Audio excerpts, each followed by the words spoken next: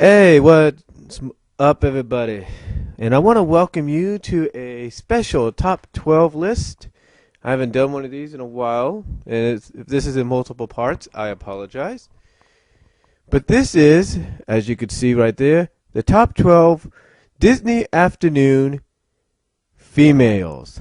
That's right, the top 12 Disney Afternoon females. Now, just to let you know, this show may be, or this not show, but this countdown may be controversial in the eyes of some of you. Some of you may feel that, certain characters deserve to be a little higher, or so, and you might feel that some characters don't need to be on here. But this is just my opinion on who I feel is the top 12 Disney Afternoon females. So, with that being said, let's get started with number 12. And number 12 is Gandra D from DuckTales. Now, for some of you that don't know who Gandra D is, Gandra D was introduced in the miniseries made-for-television animated movie DuckTales, the Gizmo Duck movie. I can't think of the name. Super Ducks, I think, is what it was called. Super Ducks is what it was called. So she was introduced in there because it also introduced us to Fenton Crackshell, who was smitten over Gandra, but didn't know that Gandra felt the same way about him. Now, what Gandra doesn't know throughout the series, even doing Super Ducks,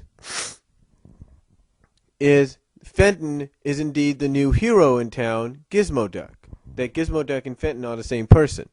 So anyway, Gandra does kind of find herself in situations due to that fact. In fact, one situation is in the episode Metal Attraction. What happens is that Gyro invents or builds and creates, I should say, a robotic maid.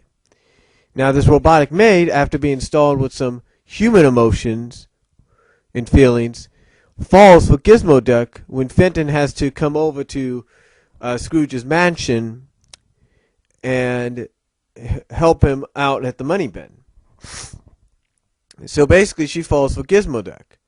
But just like Gandra, Robotica, and this is the name of that robotic maid, doesn't know that Fenton and Gizmo Duck are the same person. She doesn't know that. She thinks Gizmo Duck's totally organic. Gizmo Duck's totally robotic.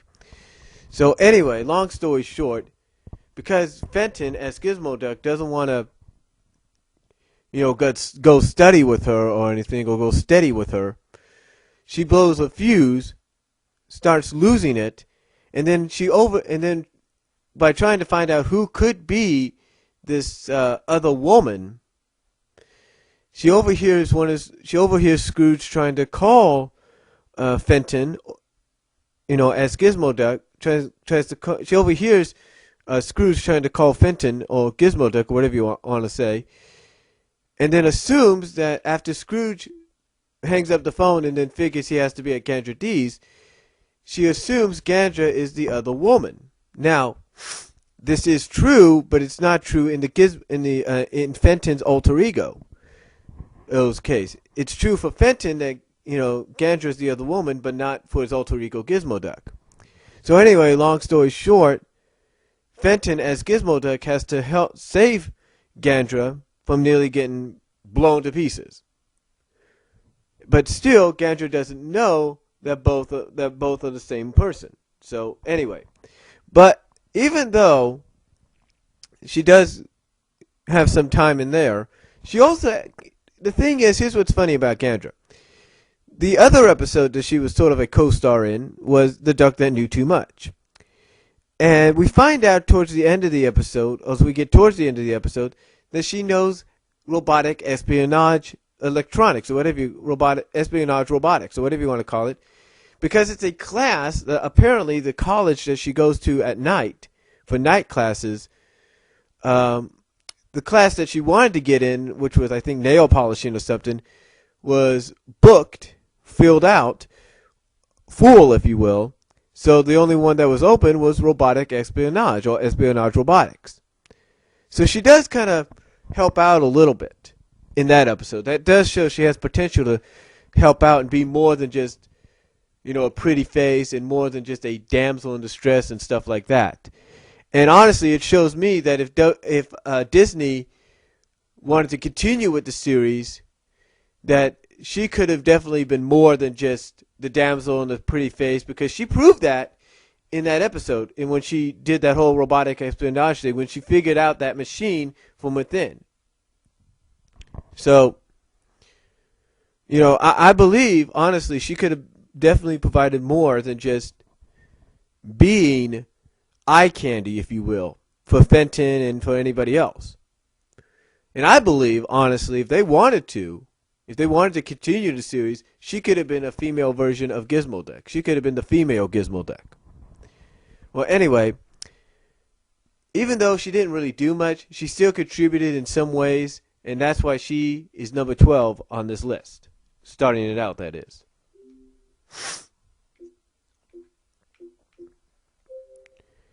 At number 11 from Bonkers, we have Fondier. Now, I know I ranked her up higher in one of my other countdowns, but Fondier, here on the Disney Afternoon, there's no doubt Fawn's got a popular following. There's no doubt she's got a fan following. I mean, you go to places like DeviantArt and sites like that, and there's a lot of people that draw her. There's a lot of fans that draw her, and they draw her, the way she is, as you see her now. They draw her in different outfits. In fact, there's one person that drew her in a Catwoman suit. Things like that. In fact, there's even one artist that put her in a police outfit as sort of like a cover. It's sort of like a visual cover, if you will, for one of the Bonkers 1999 chapters, if you will, which is a fan fiction story. But anyway, Fondier, even though she really didn't do much, just like Gandra, I believe really had a lot more to offer. Now, she did help out and offer a lot in the 7 to 11 minute shorts that starred her and Bonkers and the friends Jitters and Grumbles and Tanya. She did have more to offer. There's no doubt about it. You look in Bonkers in Space, that animated short definitely shows that she has more to offer. Draining Cats and Dogs, when she suggests turning off the water source, going down to the basement and turning off the water source, shows she has something to offer. I mean, there are just some things here and there that show you that she has more to offer than what we saw. In fact, there's a rare Bonkers cartoon. Basically, it was sort of like broke into parts because it was part of Raw Tunage, where Bonkers was the host. And at the end of the cartoon, at the end of the show, she helps Bonkers by showing that she can actually not only try to unstick him, if you will. In other words, there's a scene at the end where Bonkers is stuck in a position because he's gone through hell and back, if you will, and through so many obstacles getting this TV to her that he's stuck in this position. And then Fawn says, "You know what? I worked for a chiropractor. Let me help you." And she does. And what she does is she just pulls down his arm, and that basically loosens him back to normal. But she's also shown that she could be pretty strong, because even after Bonkers shows up with the TV, she helps him out by carrying the damn TV on her own. So like it's nothing. Anyway, just by those things and what she did in Bonkers in Space and a few other shorts, shows that she has potential. She also has some wit as well. She could be quick-witted. In fact, there's in the Gobble Gobble Bonkers cartoon, which is a Thanksgiving cartoon, after Grumbles tells her that the cold that they're suffering from, builds characters, sharpens their senses. This big old pile of snow caves in, comes through the roofs, falls through the roof and onto Grumbles. And then after, like he says, the build your character, sharpen your senses, and the snow falls down on him, she kind of uses a quick wit by saying, raises our insurance. So it shows that she has potential than just being like with Gandra, being just another pretty face. As a matter of fact, she had that potential could have possibly been shown in the pilot. Because after she tells Bonkers, hey, we'll stand by you, and then after everybody gets kidnapped, if she hadn't stopped right there to look back and wonder where everybody was, and probably thinking that everyone did abandon Bonkers, if she hadn't stood there and then allowed herself to be kidnapped, wondering if maybe everybody did abandon them, basically stab Bonkers in the back, and then allow herself to get kidnapped, if that wouldn't have happened, there's no doubt in my mind she would have been an officer just like Bonkers. There's no doubt in my mind. And it also shows that she can be helpful and critical of people as well. In New Partners on the Block, she tells Fall Apart that the recipe, when it calls for a can of peppers, doesn't mean you use a can. In other words, she's telling him you don't use a can as part of the recipe. You put the peppers that are in the can in the recipe. But then she also helps out as well in that episode too, because she becomes the first person to find something in that pile of cans that Fall Apart brought that has the writing. Yeah, Fall Apart found the first can, and with the writing, which Grumbles saw. But she's actually the first one to find a can out of that huge pile with the writing that Lucky has on it. So again, a lot of potential here. In fact, a lot of fans see that potential. I mentioned earlier that there's a picture that a fan drew with her in a cop outfit next to Bonkers, and it's part of a chapter it's a part of the Bonkers 1999 fan fiction story. It's a chapter in it the chapter is called Rent-A-Cop Land. And basically in the chapter, she, along with Jetters and a few other toons, have to basically stand in as replacement officers, as replacement cops, because the others have been laid off. So anyway, even though fans saw the potential, unfortunately Disney didn't give her that potential. Yeah, they kind of showed it at times, like with Bonkers in Space, showed the quick wit that she had in Gobble Gobble Bonkers, and showed that she could be more helpful in some areas. So, but unfortunately, due to that, she can only be up at number 11 because she did contribute a lot during the shorts, and showed that in some of those shorts and even some of the series episodes, she showed that she has more to offer than we thought. So that's why Fondier is at number 11.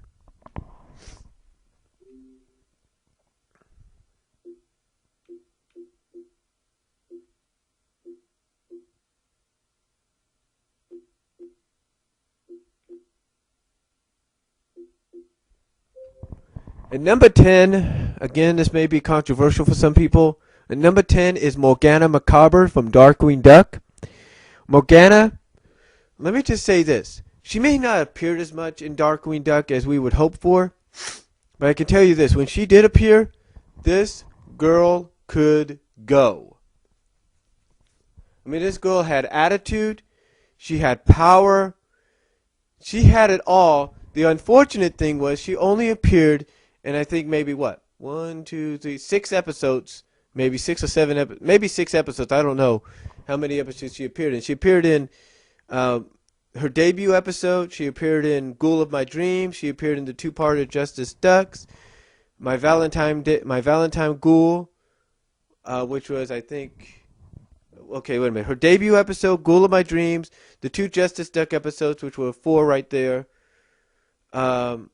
Monsters or Us, which was 5. My Valentine Day Ghoul, which was 6. So basically she appeared so far in 7 episodes out of the 70 plus episodes that Darkwing had. And you would think that with a character like this, Morgana, that they would use her more often. Heck, I mean, hell, she gets used, I think, probably more often in the Boom Studios comic book version of Darkwing Duck than anything else. In fact, she's on the freaking cover of issue 7.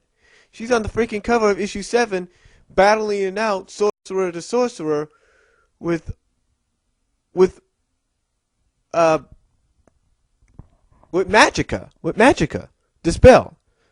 I mean, how badass is that? But unfortunately, due to the fact that she only appeared in 7 episodes, kind of is the reason she's dropped. But there's no doubt in those 7 episodes she became popular. She showed she had the potential. She showed she could be badass. She showed she can have more to offer in more episodes if they had given her more screen time than just the 7 they put her in. There's no doubt in my mind she could have had more screen time, folks. No doubt. But unfortunately, Disney didn't allow that to happen. And that's why Morgana ended up at number 10. Again, she has, just in the 7 episodes she was in, she proved she had more to offer than probably any other character on that show. Darkwing excluded. Even Gosling, she even outshined Gosling. Let's put it that way. So I don't know why they didn't use her much more, but like I said, she's on the freaking cover of issue 7 of Darkwing Duck from Boom Studios. What does that tell you?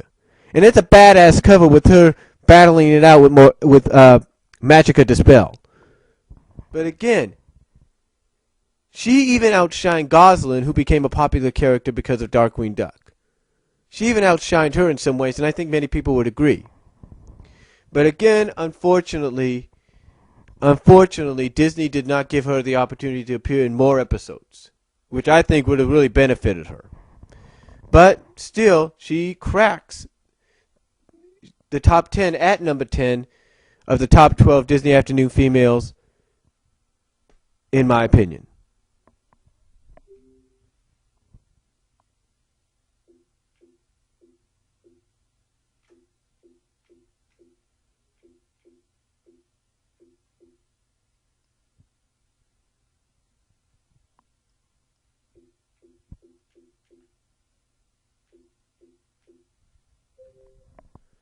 Number 9 is Ursa Barbic from the Gummy Bears. Yeah, I know what you're thinking. This girl is so badass, she should be higher. Well, just like Morgana, unfortunately, she only appeared in a few episodes. Return to Usela, the one where she's training Buddy to be she's training Buddy to be for that test that he has to do. As well as she appeared in the final episode of the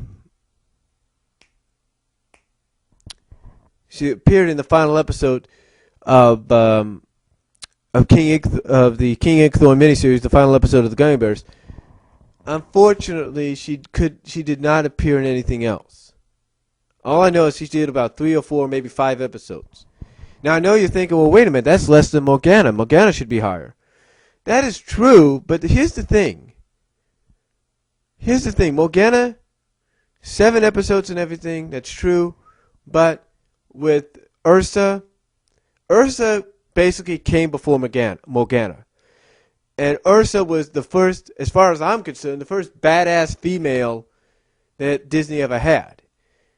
Even if it was for 3 to 5 episodes she appeared in, she was the first badass female Disney Afternoon ever had. And the Disney Afternoon ever had, period. I mean, you get in this girl's face, she'll get in yours. You try to get physical with her, she'll kick your ass. That's exactly what Ursa was portrayed as, no doubt about it. Yeah, she could be a motherly figure too, there's no doubt about it. She could be a big sister figure. Motherly and big sister figure to someone like Buddy. No doubt about it. But the thing is, this girl was the first badass character Disney and the Disney Afternoon that I've ever seen, honestly. From Disney and Disney Afternoon. First badass character. And again, like Morgana, she wouldn't be the last, but she was badass, no doubt about it. And to me, I really think that just like with Morgana, if they'd put in her in more episodes, besides just the 305 that she appeared in, she would have had a lot more to offer. You would have seen a lot more. I mean, fans do fan fiction that show that she has more to offer. So what does that tell you? What does that tell you, folks? That fans are willing to do fan fiction stories on this girl with the fact that she has more to offer than just what we see. I mean, what does that tell you, folks? What does that tell you? It tells me a lot. I mean, this is Courtney Williams that is, that one of her most popular characters is, one of her favorite characters is Ursa, and she does a lot of fan fiction stories and fan art on this girl. So what does that tell you? She even does some fan vids on YouTube about her. Again, what does that tell you? That tells you this character is popular among the fans. And that just like with Morgana, if she'd been given more screen time, a little bit more episodes to appear in, she would definitely had more to contribute than just what she did in the 3 to 5 episodes. But unfortunately, that didn't happen. But still, she left such an impression, in my opinion, as the first badass female character that ever appeared in a Disney Afternoon series that we had ever seen. So that's why Ursa is number 9 on this countdown.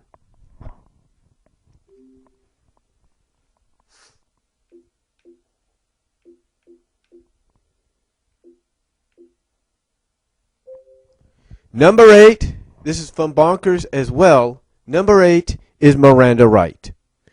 Now, Miranda appeared in 19 episodes. Actually, 20 if you count New Partners on the Block. And you want to talk about a badass character. Someone that was badass at times, but was also very loving, very caring, and very understanding of Bonkers. In fact, if you wanted to say someone had an inner tune within them, like there's like people use the saying, that people have inner childs within them. Miranda has an inner tune, because if you watch the episode "The Tune That Ate Hollywood," towards the end of it, she proves it. She proves that she can have an inner tune.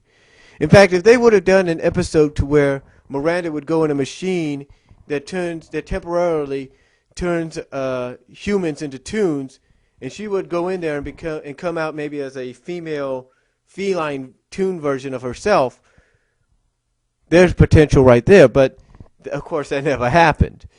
But again, Miranda, I'll tell you this about Miranda. Again, not only was she badass because when she got in a criminal's face, she kicked ass. There's no doubt about it. But the thing about Miranda is she was very, very loving and very, very understanding. I mean, unlike Lucky Paquel, she actually sometimes encouraged Bonkers to be wacky and be silly. But she also took things seriously. There's no doubt about that. In fact, when Bonkers thought Lucky was dead, who was the first person to comfort him? Miranda. Miranda was the first person to comfort him. I mean, think about it.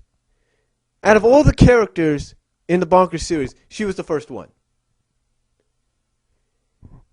In fact, in the episode Crippling Rivalry, she's trying to call up the TV station. Bonkers calls it before her. She's watching on TV, and she's hearing Bonkers basically saying, "Hey, I don't want Miranda to get hurt. I will do what I have to do. I will turn in my badge to make sure my friend doesn't get hurt." And Miranda's, she's holding the phone to her chest, like the phone to her heart, basically, like she's looking at this, and she's like, "No, don't do this." She doesn't, because she cares about him. She doesn't want to see him go. She doesn't want to see him go. I mean, again, she's more tolerant and sometimes more encouraging than Lucky ever was. And again, she's very accepting and understanding of how Bonkers is. I mean, when Bonkers does a side job where he works for the Stork Exchange in the episode The Stork Exchange, And she starts noticing that he's tired at work, that he's not full of the energy he usually is full of.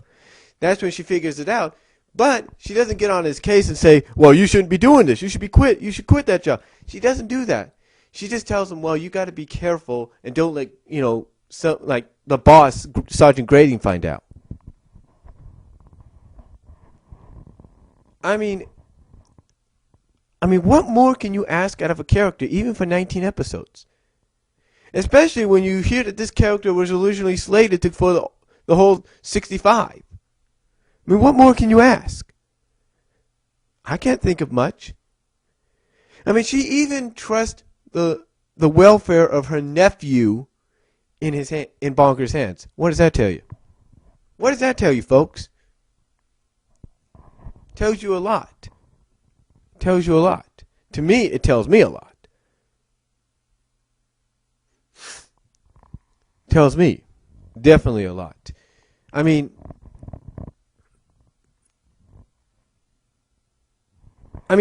even in dreams, she's helpful. So, what more can you ask out of a character? And that is why Miranda is number 8 on this countdown. Yes, she only appeared in 19 to 20 episodes, but what more can you ask? So that is why Miranda is number 8 on this countdown. You may want to rank her higher, go ahead. But that's why she's number 8 on the top 12 Disney Afternoon females.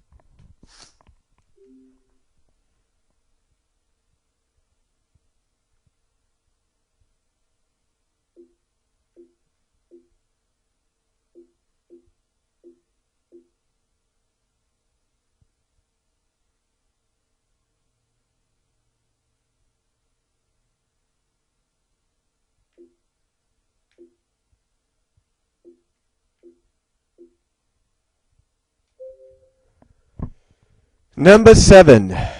Number 7 is Peg from Goof Troop. Oh my goodness. Oh my goodness. Where do I start with this character? How about the fact that this character is so badass that even her husband fears her? I mean, she's just like Miranda. She's loving, she's caring, but when she gets badass, when she becomes badass and gets in people's faces, she'll get in your face. And you talk about letting her voice speak her words, if you know what I mean. You want to talk about being a mouthpiece. You want to talk about someone that's, can literally let her mouth do the talking for her. This woman would do it. There's no doubt about it. I mean, she will do it. I mean, let me put it to you like this. There have been episodes to where when she gets in Pete's face, oh man, let the fur fly, man. Let the fur fly. In fact, I remember there's the episode where Pete literally steals the Hawaiian vacation away from Goofy and Max. And what does she do? As soon as Pete walks in the door, and what does she tell? What does she tell the guys? What does she tell Goofy how she's going to deal with it? She says, "I'm going to use my secret weapon." And then when Max asks her, "Well, what's that?" She says, "My mouth." And literally, as soon as Pete gets up the driveway, as soon as Pete drives up the driveway, gets out of the car, gets ready to walk in the house, we have PJ counting down, going, "Okay, Houston, we got to contact an ETA. 5, 4, 3, 2, 1, and then bam, man. I mean, this woman is like, honestly, if she was my wife, I would not want to piss her off. Literally, I would not want to piss her off. No way. No way, Jose. I mean, I do not know what's it going to take for Pete to realize, okay, I've shown that I can be romantic. I've shown that I can be nice. I've shown that I can be a good guy. I've shown that I can do the right thing. What's it going to take for her to get off my case when sometimes I want to do something self-centered? What's it going to take? Not much. probably the fact that Pete needs to realize that if you want to keep your wife, you don't want your wife to get on your case all the time. What you need to do, real simple, don't be so selfish. But I'll tell you, you talk about an addition to the Disney family, Disney Afternoon family, female-wise. She was just a tremendous addition. I mean, I cannot say any more than that. It's unfortunate that she wasn't put in the Goofy movie or an extremely Goofy movie because she really could have contributed there. There's no doubt. But unfortunately, Disney didn't want to associate those movies with the Goof Troop series. So, go figure. But anyway, you talk about, again, a character that really could show that she can be loving, caring, but also badass to the bone. It's Peg. There's no doubt in my mind. And that's why she is number 7 on this countdown.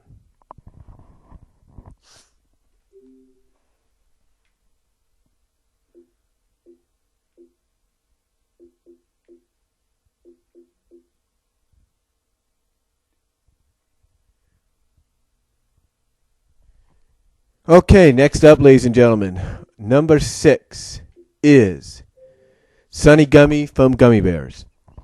Now, I know you're thinking, well, how could she be at number 6? Well, she's appeared in more episodes. And even though she isn't badass like Ursa is, she's still very credible. She still has a lot of credibility, people. I mean, the things that this girl goes through sometimes to achieve her dreams. I mean, she literally will go to any lengths to try to modernize Gummy tradition. She will go to any lengths to try to live her dream to be a Gummy princess. She will go to any lengths to basically begin a new era, a new chapter in Gummy history. In fact, she becomes part of Gummy history in an episode about a quilt. And again, she has a lot of credibility. I mean, she's best friends with Princess Kala, and she helps Kala learn more about Gummy Glen, while Kala, in exchange, teaches her a lot more about the human world. Now, with that said, again, she has a lot more credibility than people give her credit for. Now, the reason I say that is because if you want a character that if you're a preteen or a kid that's getting ready to be a preteen back in the 80s and 90s and you needed a character from this show to relate to, Sunny was that character. Yeah, Cubby was the same way too. If you needed two characters to relate to, they were the characters.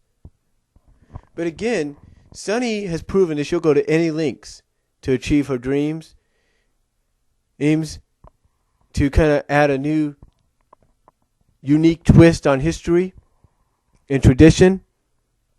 But she's also proven that sometimes the old ways are the best. She's also proven that sometimes you need to do things the right way, and she does it. There's no doubt about it. You know, she even though she gets into an argument with Kala in the episode May the Best Princess Win, she goes to any, even though she gets into an argument with her, she's still willing to save her friend. She's still willing to be there for her friend. So, I mean, what can you ask about Sunny Gummy besides all of that? I mean, even in Rocking Chair Bear, I should say, when she ends up losing her youth, thanks to Lady Bane, even at the old age she gets to, she's still credible. She's still able to take Lady Bane and trick her, and thus regain her youth. So, again, what more can you ask for out of a character besides all that? I mean, here's a character that cares very much for Cubby. Now, some people may say, well, that's because they're brother and sister like. Maybe, but again, I've always assumed that if they would have made the characters older and done a feature film and all that, there would have been more to it. Trust me. But, you know, here's somebody that's willing to go out of her way and help Cubby. I mean, even when it looks like Cubby's going to leave them, I can't think of the episode right now, and he's going to go with Chummy to go find the great gummies. um, Sunny tells him she never thought he was really a pest. So, again, what more can you ask for out of a character? What more?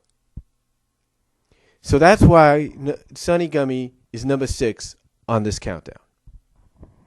And because what more can you ask for?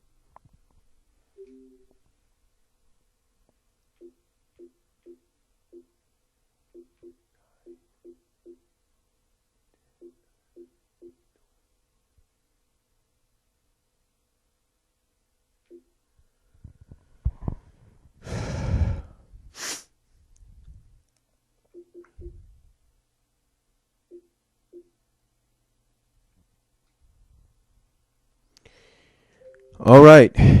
Now we're going to crack the top 5 here. And we're at number 5, Mallory McMallard from Mighty Ducks. What can I say about this girl? When I talk about badass, caring, quick-witted, this character has them all.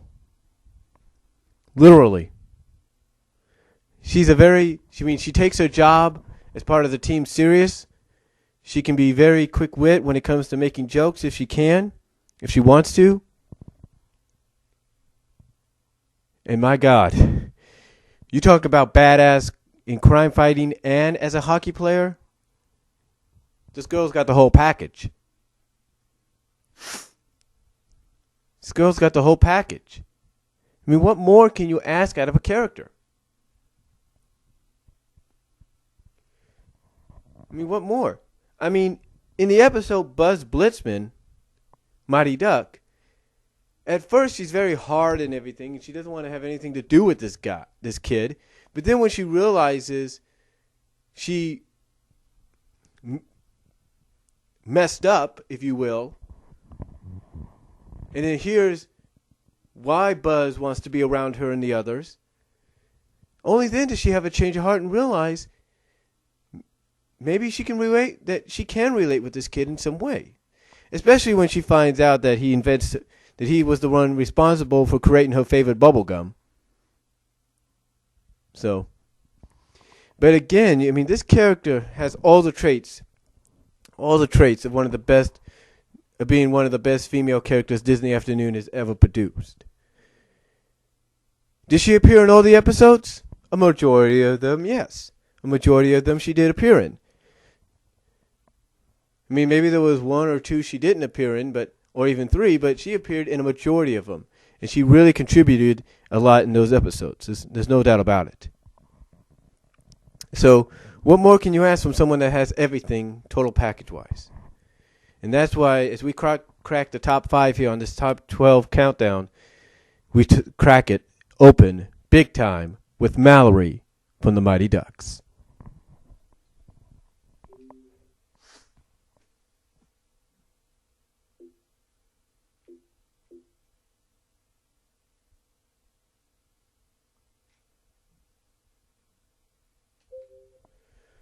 All right, at number 4 is Jasmine. Now, I know what you're thinking. Jasmine? How can Jasmine be a Disney Afternoon female? Well, believe it or not, folks, she is. Because you see, in 1994, after the Return of Jafar sequel to Aladdin, to the 92 Aladdin movie came out, the Return of Jafar was actually not only a sequel to the 92 film, but it was also sort of like a pilot movie for the new Aladdin series. And folks, let me tell you something. Jasmine really, really can contribute in this series. She has contributed. There's no doubt. I mean, even in the series finale, which was a movie, which was The King of Thieves, she showed that she can contribute. I mean, let's put it this way. She can kick ass. This girl was able to show that she could kick ass in the series. That she was more than just a pretty face. That she was more than just one of the traditional Disney princesses we see today. She proved she can kick some damn ass. And she did just that in many episodes at times. And she can be also quick-witted and funny. There's no doubt. She had some funny moments at times. In fact, one of the episodes called "Do the Rat Thing," she was the main focus there because she wanted to prove to Aladdin and Genie that she could be a street rat. And what happens? She has to prove it as an actual street rat that she can live on her own. Or she can make it on her own. Of course, she had Iago helping her too. But anyway, she has proven countless times and times, again and again and again, that she is more than just a pretty face in the series. I mean, she tried proving it in the episode where they teamed up with that pirate on that flying ship, and she showed that she could throw a harpoon real straight.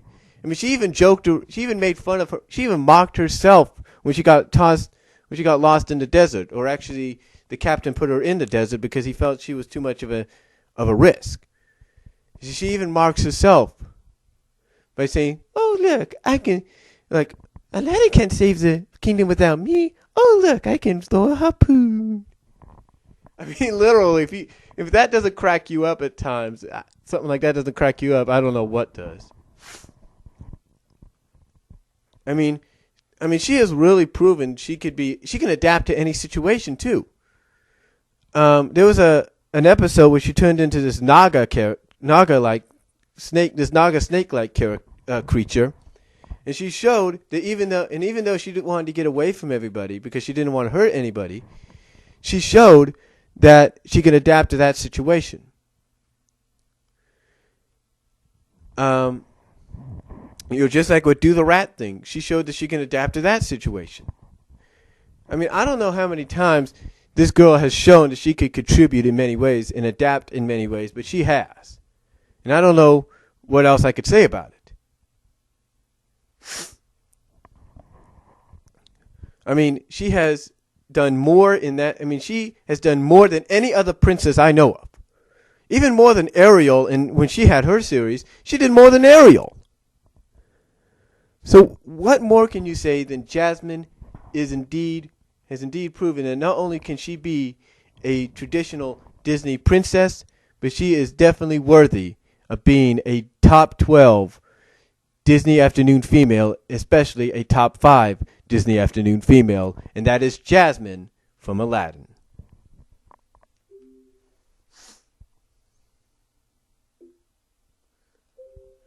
All right, number 3 is Rebecca Cunningham from Tailspin. What more can you say about Rebecca? What more can you not say? Here's a woman that's a single mother, lives on her own with her daughter, literally comes out of nowhere, buys Baloo's business, but instead of kicking him out, is caring enough, is loving enough to allow him and Kit to stay on. In fact, Kit looks at her like a motherly figure. But then again, when you take a look at some fan fiction and fan art, some people think Kit looks at her as something more. But anyway, I mean, what more can you say about Rebecca? Even though she has some differences about how Baloo lives and does certain things and who he hangs out with, she still accepts it. I mean, this girl, here's the thing. There's an episode where Baloo has to renew his license. And the teacher he's got is the teacher he had when he tried to get his driver's license. And what does Rebecca do? Rebecca actually throws him a pepper up a party. Basically a feel better, don't feel so down about yourself. Pick yourself up. Be positive kind of like party. I mean, who would do that for not just their employee, but their friend? Who else would do that, folks? Not many that I can think of. Not many that I can think of, folks.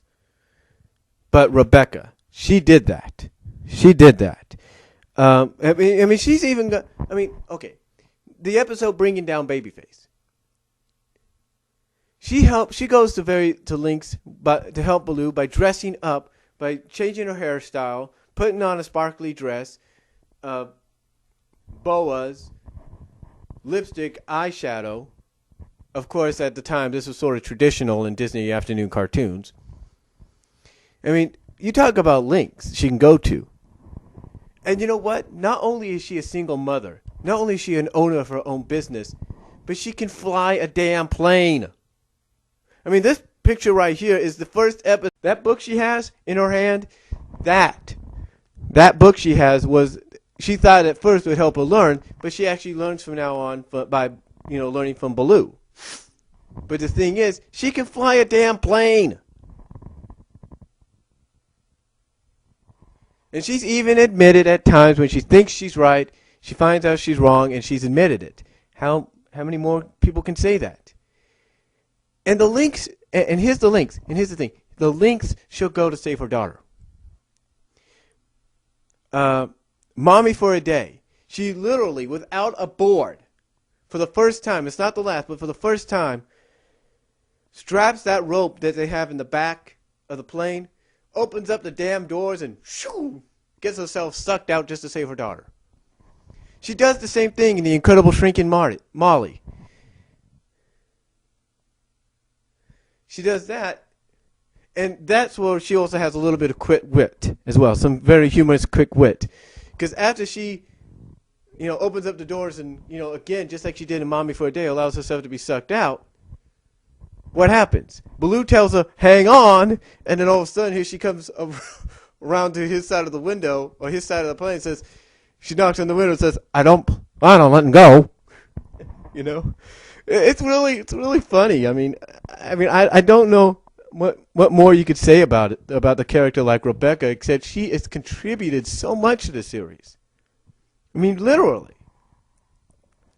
she's contributed so much that I don't know what else to say.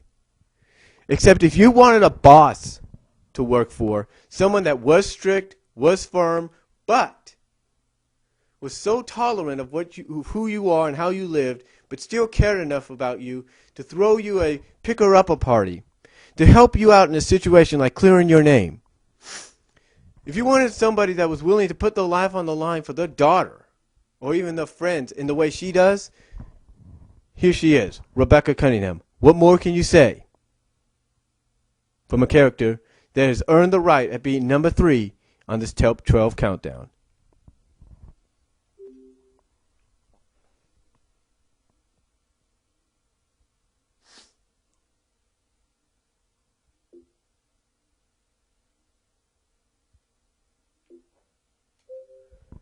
Number 2 is Elisa Maza from Gargoyles. That's right, Elisa Maza from Gargoyles. Now you're probably saying to yourself, whoa, hold the phone, Elisa? Are you kidding? I'm not kidding, folks. I'm not kidding. I'll tell you why. Loving, badass, the whole 9 yards, folks. Whole 9 yards. I mean, this Elisa Maza is the kind of cop that you want patrolling your areas. This is the kind of detective cop you want solving your cases. This is the kind of detective cop you want as your friend. And that's what she is. I mean, it's like Nostalgia Critic says. She's kind of like with Goliath and the other gargoyles. She's like the April O'Neil for them. But she's more like if April was packing, and literally packing. And this girl packs, no doubt about it. She packs all the time. I mean, she is ready for action no matter what. Her main rival, of course, is Demona. Because Demona feels as though she stole Goliath from her and brainwashed Goliath into thinking humans are good people. I mean, but she is this... I mean, what can you say about Elisa? I mean, here's a woman, here's a detective, a woman, a friend of Goliath that goes across the sea with him to an unknown land, an unknown island called Avalon. And that she actually puts her job on the line by doing that, because you got to be thinking, what are the other officers at the NYPD thinking? They're going like, where's Elisa? Why hasn't she been in for the past few days? No one really knows. But that's just the thing. Who's willing to go that far? Huh? Here's another thing. Who's willing to put her differences aside, her social and cultural differences aside, to pursue a relationship with somebody that turns to stone? Literally. I mean, this girl has it all. This woman has it all. And that is why Elisa Maza is number 2. I know some people may not agree with it, but that's why she's number 2 on this list. Because she has so much she has contributed. There's so much she's contributed. I mean, there's nothing more you can ask for. And that's why she is number 2 on this top 12 list of the Disney Afternoon females.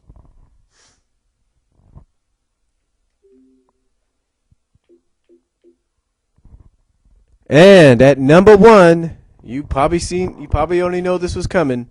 At number 1, the top Disney Afternoon female of all time. At number 1, you probably know who this is.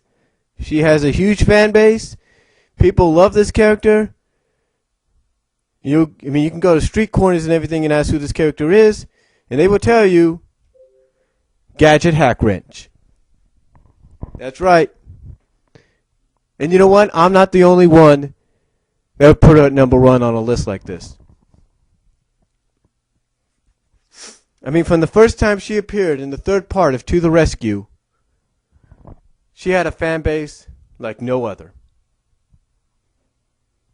I mean, people literally love this character to death. Literally love this character to death. I mean, there are websites, web rings, DeviantArt, fan arts, fan fiction. I mean, anything and everything you can think of, people, have put her on. People have even put her on T-shirts. Think about that. You want to know how popular this character is? How much people love this character? Ian Brill of Boom Studios, who writes the Darkwing Duck, the DuckTales, and the Rescue Rangers comics, sort of made her like the focal point of the first story arc in some ways. Like, she's basically saying she was the only one that could shut down the ARS. Literally. I mean, this girl has it all. Has it all, folks. I mean, I don't know how much more I could say. She literally has it all. You piss her off, she'll get in your face.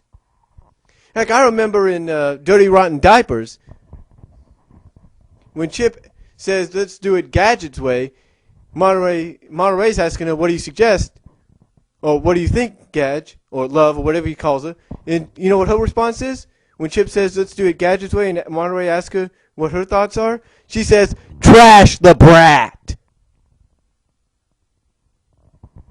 I mean, come on. Come on. I mean, in the case of the Cola Cult, towards the end of that, she turns into a Ramboette, as the previews, the Disney Afternoon previews once put it. She turns into a Ramboette. Literally. But she also is very caring and loving. In fact, Double O Chipmunk is a good sign of that. It's one of my personal favorites. You talk about somebody that kind of understands where Dale's coming from. She goes to great lengths to let Dale live his dreams. She literally gets Monterey and Chip to help her let Dale live his dream. And what does she do? She puts on lipstick. She does something she never's done before. She puts on lipstick, eyeshadow, a dress, high heels, a bracelet, a necklace, puts on a wig, tans her fur, I guess, or something. But, I mean, what more can you ask from this character?